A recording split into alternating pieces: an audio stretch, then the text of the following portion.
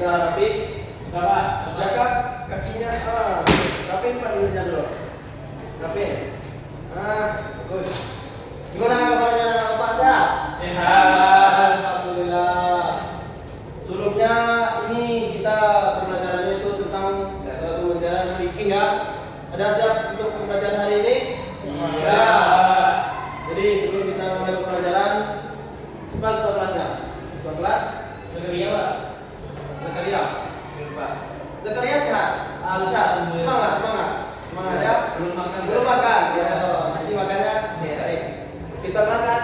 Langsung pimpin untuk berbahaya Zakaria. Siap. Sebelum kita mulai belajar, marilah kita berdoa. Berdoa dimulai.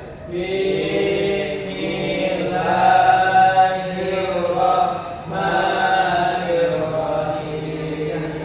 Rabbi shrah li sadri wa yassir li amri wahlul 'uqdatam min lisani yafqahu qawli.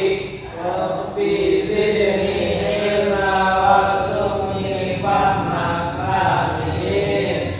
Semoga dengan doa tadi pembelajaran kita bisa berjalan dengan lancar. Amin ya Allah. Sebelum mulai pembelajaran, gimana pembelajaran anak Pak? Sehat? Sehat, Pak. Alhamdulillah.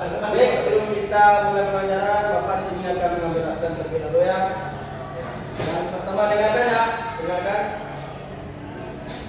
Faisal Tanjung, hadir. Irsad, Isel berdatang, Pak. datang. Mana terlambat? Lambat katanya. Alfat, hadir. Aulia, Ayo, Pak. Zaka, Pak. ini semua ya. Sudah siap untuk belajar? Siap. Baik. Di sini pembelajaran kita tentang sholat fardu. Sebelum kita masuk ke pembelajaran, ada yang masih ingat nggak? Pembelajaran kita minggu lalu itu apa?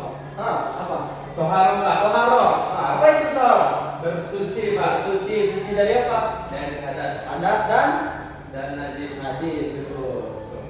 Jadi pembelajaran kita kemarin kan toharo. Ya, Jadi Pak. setelah kita toharo, ini lanjutan dari toharo itu tentang melaksanakan sholat fardu. Nah, sebelum kita masuk ke pembelajaran terlebih dahulu, Bapak mau nanya.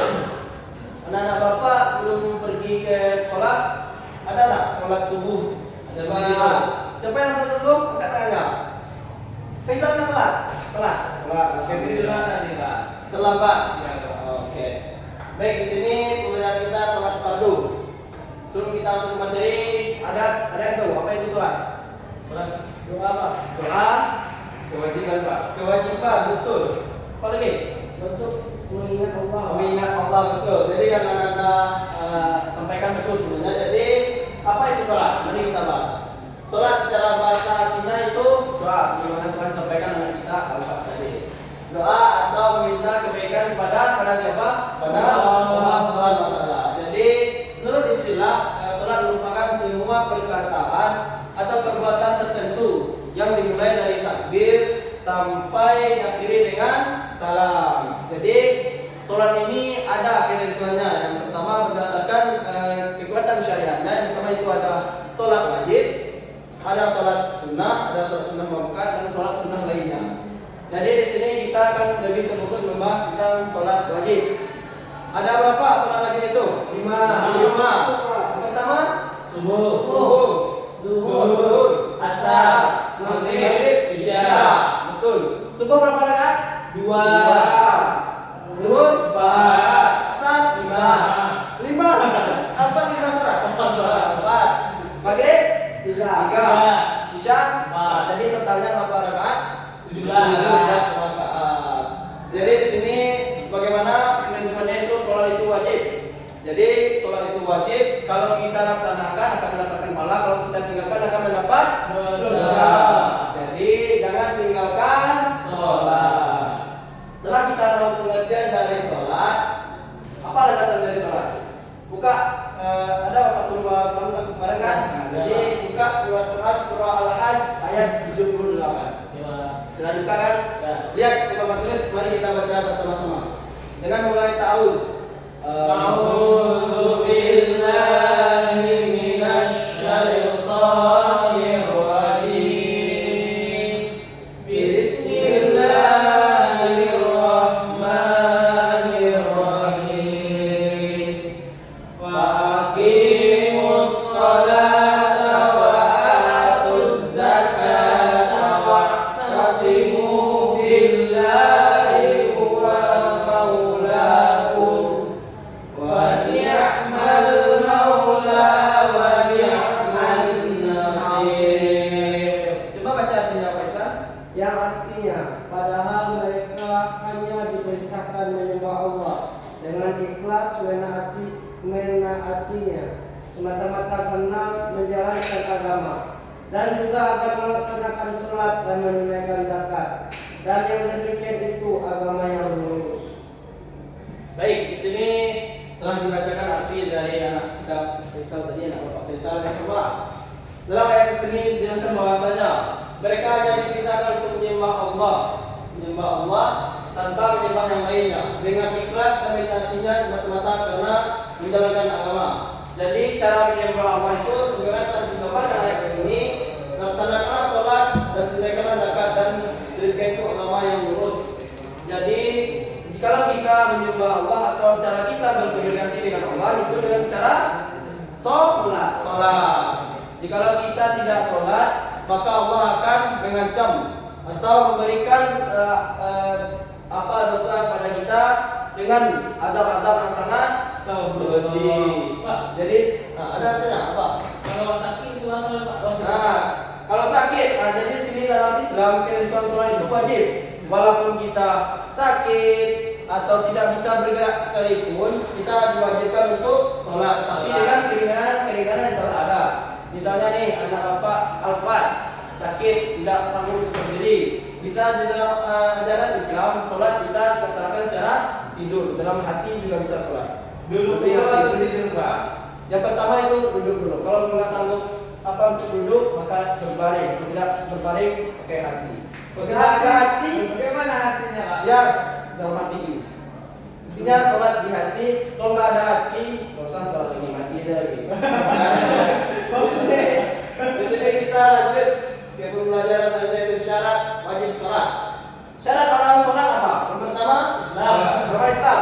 Boleh orang Kristen sholat? Tidak. Boleh. Tapi sholatnya sekarang diterima Allah. Boleh kalau dia sholat boleh saja. Tidak boleh. Boleh, tapi tidak diterima oleh Allah Subhanahu Wa Taala. Cara yang kedua, setelah masuki akhir balik. Jadi orang yang sholat ini balik. Apa itu balik? Apa itu balik? Balik adalah kondisi seseorang yang mana seorang tersebut Muslim balik berakal dan jalan cukup umur. Boleh anak itu sholat? Boleh. Tapi kalau meninggalkan sholat juga tidak ada ganjaran baginya karena dia belum memiliki akal. Jadi orang yang sholat orang yang berakal. Berarti kalau tidak sholat berarti tidak berakal. Tidak ingat akalnya kereta gila. Jadi orang yang sholat ini sebagaimana telah sambungan dari paling tadi, orang yang sholat merupakan orang yang tidak gila. Tapi ada lihat orang gila sholat? Ada apa? Ada apa? Gimana orang yang bilang apa itu Pak? Lah kalau orang gila, kayak contoh, misalnya ada kalian orang-orang yang berjalan-jalan di pinggir jalan, kayak mencari-cari, nggak jelas arah tentunya kemananya, kalau komunikasi tidak nyambung. Dan kenapa orang gila ini tidak sholat? Karena di dalam pikirannya itu tidak ada yang namanya sistem yang bisa mengikatnya lagi, karena dia itu tidak memiliki akal untuk berpikir lagi dan menggunakannya. Nah itu syarat wajib sholat. Nah sebagai mana yang telah kita jelaskan tadi, ada tadi pengertian, dalil, dan syarat wajib. Ada yang perlu ditanyakan? Tidak. Lanjut kita lanjut ya. Kita lanjut ke materi selanjutnya, yaitu syarat sah. Setelah kita tahu syarat wajib tadi, ini syarat syah lagi. Syarat syah itu orang yang pertama itu orang yang beragama Islam. Agama Islam, baik laki-laki maupun perempuan. Pertanyaannya di sini pasti ada pertanyaan. Boleh nggak orang yang bencong atau orang yang Ya. orang bencong kan itu kan Jadi agama kita sebenarnya tidak ada, tapi itu penyelewengan yang dilakukan oleh manusia-manusia dalam menjalani kehidupan. Jadi sebenarnya beragama Islam membais, apa itu membais? Silakan baca dulu. Membais. Dapat membedakan antara sesuatu yang bersih dan kotor. Membedakan sesuatu bersih dan kotor. Yang ketiga misalnya baca. Tidak hilang akalnya. Nah, sebagaimana tadi telah kita gambarkan yang tidak hilang. Yang keempat, apa? Masuk waktu sholat. Waktu masuk sholat. Yang kelima, Suci ayat suci. Jadi boleh kita masuk, misalnya belum masuk waktu sholat kita sholat. Misalnya waktu sholat belum masuk terus kita sholat zuhur boleh?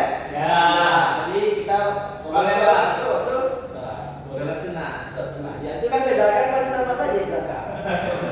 Selanjutnya itu suci dari hadas kecil dan hadas besar. Yang keenam, suci dari najis, tujuh untuk aurat, menghadap arah kiblat. Nah ini menghadap arah kiblat.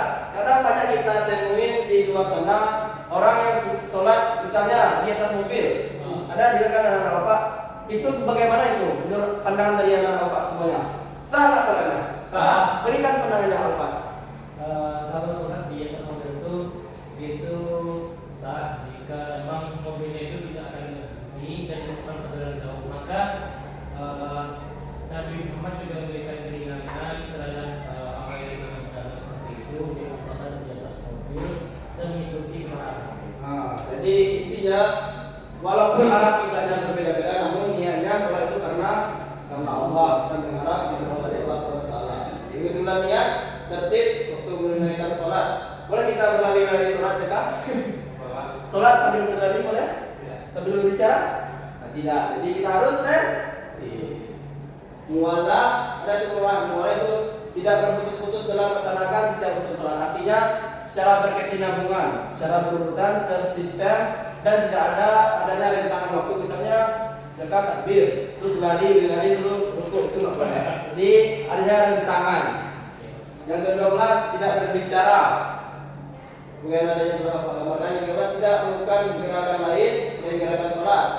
Yang ke-14 tidak menginjak atau makan di minuman. Jadi kita satu sholat tidak boleh makan. Kalau misalnya kata apa? Boleh. Nah, misalnya ada gatal karena mandi dan sebagainya kan, itu bisa kita apa kan? Kita apa namanya itu? Kita garuk, tapi tidak secara banyak kali. Artinya di sini misalnya dipencet seperti ini aja atau gerakannya tidak secara berlebihan. Kalau nggak hilang kata Pak. Hilang berarti kita harus mandi dulu. Nah, lanjut ke hal-hal yang membatalkan sholat. Coba baca misal bacanya. Coba baca dulu. Hal yang membatalkan sholat yang pertama. Yang pertama, datangnya hadas kecil Ah. besar di tengah-tengah sholat. Bentar dulu. Datang yang kecil. Apa maksudnya? Misalnya nih kita lagi sholat, tiba-tiba kentut. Boleh kita lanjutkan sholat? Tidak. Jadi kita harus mengulang sholat. Yang kedua, menetelnya najis yang tidak dapat dimaafkan pada badan, pakaian, tempat sholat kecuali langsung disingkirkan. Paham itu tidak dapat dimaafkan. Misalnya nih dalam sholat kita digigit nyamuk. Enggak, bukan itu nyamuk. Nyamuk. Terus nyamuk kita pukul. Darah nyamuknya kan ada. Itu kalau darah nyamuk itu dimaafkan dalam Islam. Jadi ketentuannya misalnya tidak dimaafkan dalam Islam. Misalnya dalam sholat jatuh kita pak di kepala kita. Jadi itu sholat kita ulang. Yang ketiga apa? Yang ketiga ini apa? Baca dulu. Nih. Yang ketiga Mengeluarkan ucapan dari dua huruf dengan sengaja untuk berbicara atas satu huruf namun sudah bisa dipahami. Contoh yang berdiri, duduk dan seterusnya. Jadi boleh kita berbicara sambil sholat. Ya. Yang keempat, apa? Tertawa lebar ketika dalam sholat. Kalau sholat lebar ketika sholat tidak boleh ya. Jadi kalau tertawa lebar boleh Pak? Senyum. Ya, Senyum. Teman Itu ada. ini kisah saya sendiri Pak. Teman saya sering ganggu saya sholat Pak. Ya, ini. Jadi ketentuannya dalam sholat misalnya, sebagaimana telah digambarkan oleh Rasulullah kita, Rasulullah pernah tersenyum ketika mendengar semua umatnya itu masuk dalam surga Allah. Jadi dalam Islam, misalnya kita sholat tapi tersenyum, tapi nampak giginya nggak apa-apa. Tapi kalau ini tertawa lebar baru batal sholatnya. Wah, itu membatalkan. Kalau tersenyum tidak masalah, masih bisa dilanjutkan sholatnya. Kita Yang lihat. kelima, makan dan minum meskipun hanya sedikit. Jadi dalam sholat tidak boleh makan dan minum. Kita lanjut ke pembahasan selanjutnya. Nah, di sini hal-hal yang tadi yang membatalkan sholat tadi ada yang mau ditanyakan? Lepas? Lepas. Nah, kita lanjut ke selanjutnya itu yang membatalkan sholat adalah mutat ketika dalam sholat. Mungkin ini contohnya misal lagi sholat pikiran mungkin jadi Tidak bisa. nggak ada di apa orang kan di zaman-zaman perang itu kan ada orang mutat kalau enggak bunuh kayak kisah Nabi itu. Oh iya. Nah, jadi ketika kita sholat dalam sholat itu batal dalam sholat.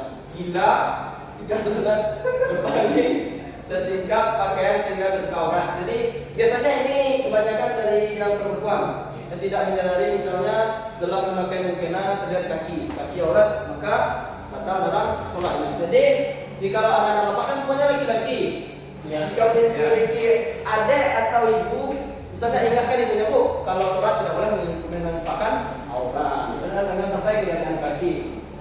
Yang ke-10, meringkas rukun sholat. Seperti rukun ada yang tinggal jadikan satu sehingga rukun langsung sujud. Bolehkah itu? Tidak boleh. Tidak boleh. Main cepat aja. Jadi dalam ketentuannya seperti digambarkan kita harus melaksanakan tadi secara berurutan. Yang ke-11, mengubah niat dari sholat fardu menjadi sholat lainnya bisa. Tidak. Misalnya kita sholat zuhur, terus kita ubah menjadi sholat jenazah bisa? Tidak bisa kan? Jadi sholat itu niatnya memang satu, kemudian kita laksanakan dua. Sengaja meninggalkan salah satu rukun sholat membatalkan sholat. Jadi kita harus melaksanakan semua rukun sholat. Ini terkait dengan hal yang membatalkan sholat. Ada yang ditanyakan? Tidak ada. Lanjut. Kita lanjut ke rukun sholat. Rukun sholat ada 13. Anak-anak semua sudah pernah didikan suku kan? Sudah. Nah, didikan suku itu adalah kita bahas tentang rukun sholat. Ya. Rukun sholat yang pertama. Iya. Berikan betul. Berikram. Fatihah. Wudu. Ijazah. Sujud. Baca tasawuf. Baca sholat Nabi. Sudah salam, tertib. Nah, jadi sini di setiap rukun sholat ini ada bacaan khusus.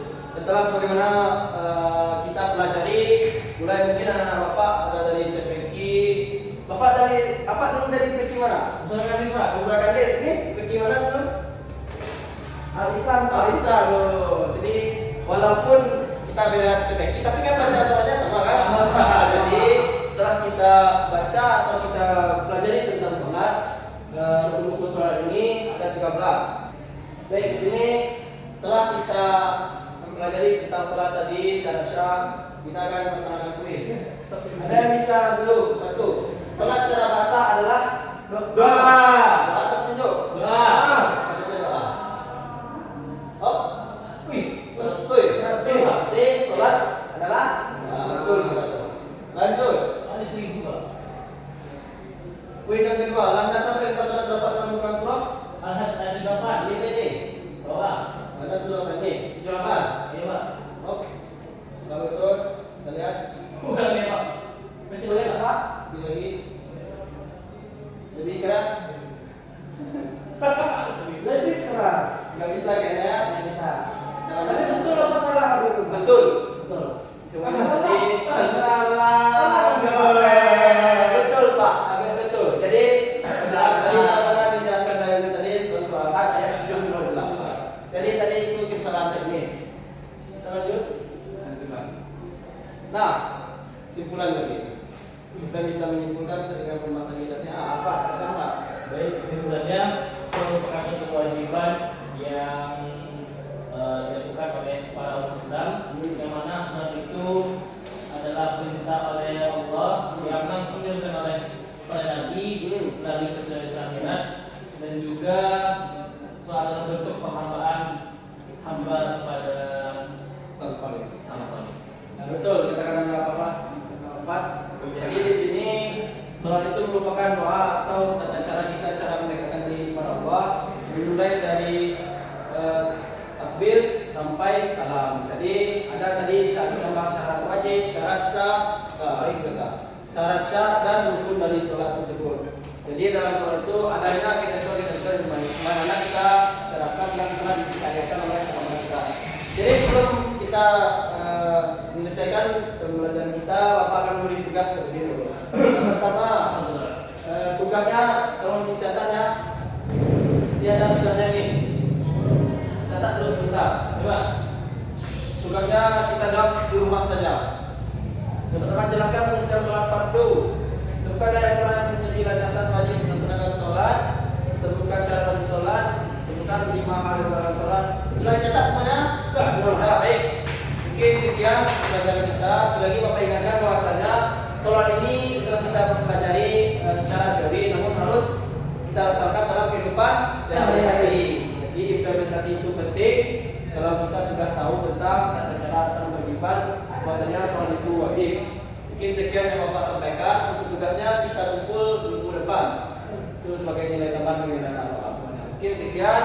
Kita tutup dengan doa kafaratul majelis. Subhanallah